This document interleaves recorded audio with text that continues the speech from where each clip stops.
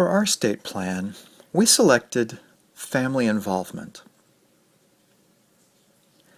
The crux of that plan is to try to get families engaged with planning for their deaf child's transition to life after high school.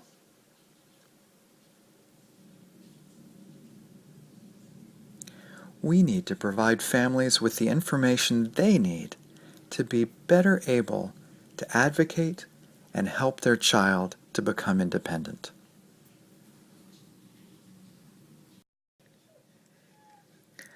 The best outcome we can hope for is simply that deaf children will succeed.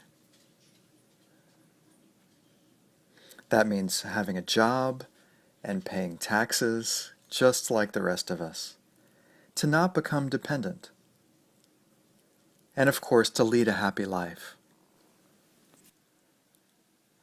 I don't think family involvement is unique to Tennessee. It's a common issue across states. We often see deaf children who don't succeed because their parents aren't advocates, perhaps because they don't know how to be. When we see successful deaf people, like my friends and myself, the common thread is having parents who were heavily involved. These parents know what they need to know to best advocate for their child, and they also have high expectations for their success. It was a no-brainer for us to choose family involvement as the focus for our state plan.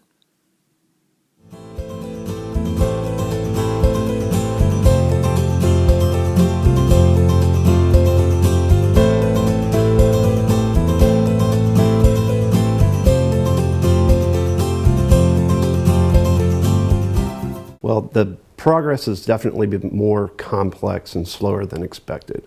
We've had to learn to be a little bit more patient and not expect change to happen overnight. It has helped to have various service providers collaborating together. That has helped us move from A to B to C. It's beneficial having those partnerships when we're looking for spaces to have our meetings across the state and setting up childcare.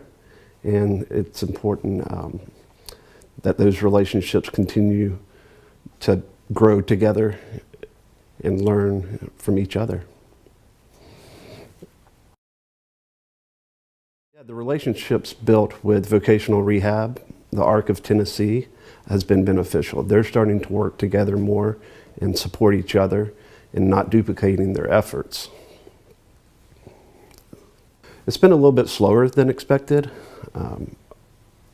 due to where our families live.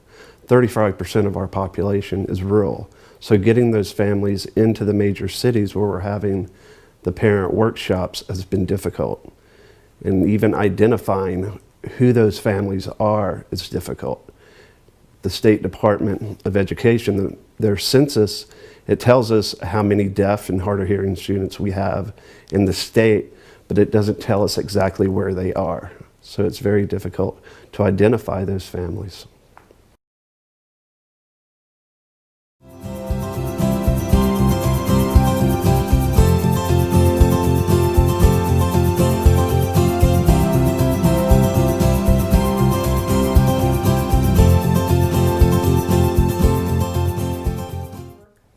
There have definitely been barriers that have hindered the work we are trying to do.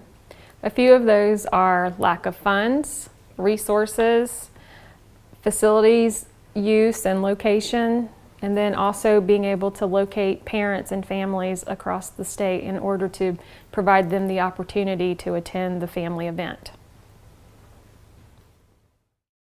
One outcome that we experienced that was unexpected was this past summer at Family Learning Weekend. We were able to open the campus and provide the parent workshop on our Saturday. We had more than 40 families attend that weekend, so we were able to reach out. Was an unexpected number, and this event included students who attend public school, private schools, and state schools across the state. One thing we noticed across the state was that parents were wanting their children to be taken care of by adequately trained staff. And so our recreational team and staff was able to provide a sort of day camp type program for their children while they were here during Family Learning Weekend. I feel like the economic landscape has impacted our progress a little due to lack of resources that some parents may have, lack of transportation and ability to get to the events when we have them. Also, again, not being sure who's taking care of their children while we're providing this workshop for the families has caused some low attendance in a few of our areas.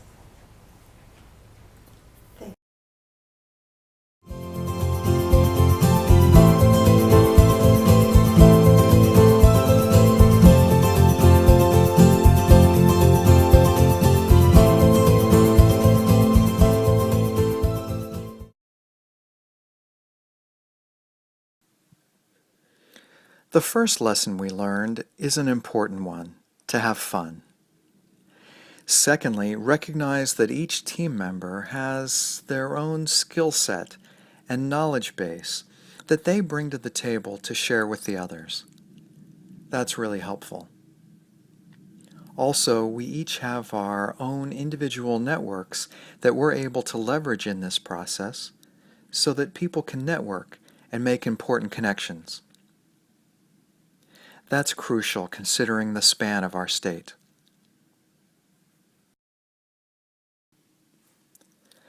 The lessons we've learned will impact each of the team members. Now we all understand how the system works at both the state and national levels. We can carry that knowledge with us to other parts of our jobs, to other meetings and collaborations. That's an important piece.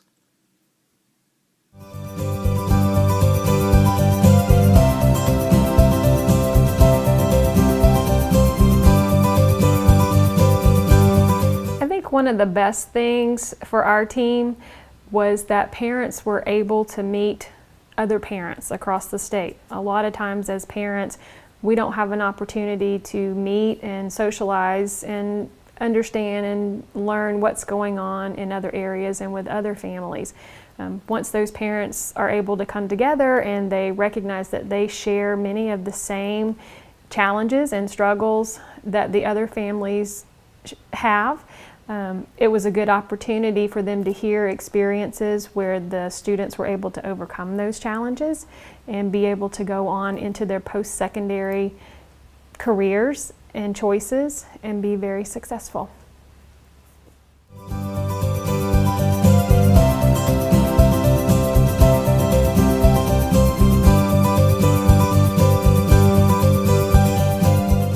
One thing that I would share with other states is every time you have a captive audience, let them know who you are, what your mission is, and what your plan is for the state. Take every opportunity you can to let people know the progress that you're making towards your goal. The second thing that I would encourage states to do, keep the communication open with your team members. Be the support system for each other, because many times progress will not be as quick as you would expect. You need to be there for your team members to support them and to motivate them.